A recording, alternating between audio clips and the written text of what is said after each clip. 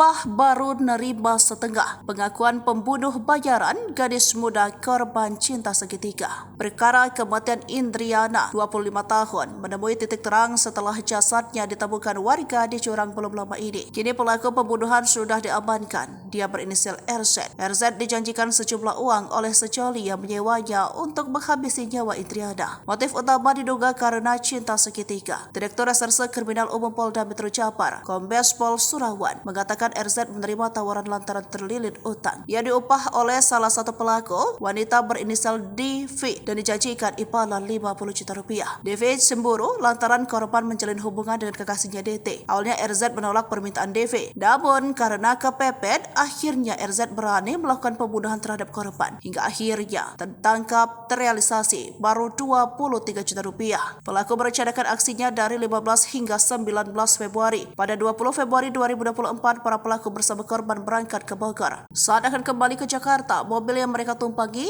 mampir ke toilet di kawasan Jalan Bukit Pelangi, Sentul, Bogor. Di tengah jalan, DA dan DT pura-pura buang air kecil. Korban yang duduk di depan langsung dianiaya oleh pembunuh bayaran hingga tak bernyawa. Setelah dipastikan meninggal, korban dipindahkan ke jok belakang dan dipakaikan masker. Kemudian dibawa bermalam di Jakarta. Beberapa hari kemudian, jasad korban dibuang ke jurang. Mayatnya pertama kali ditemukan oleh pengendara motor yang mencium aroma busuk di pinggir tebing Jalan Raya Banjar Cimaragas, Ciamis, Kota Banjar pada Minggu 25 Februari 2024. Setelah dicek ternyata mayat seorang perempuan terbungkus selimut.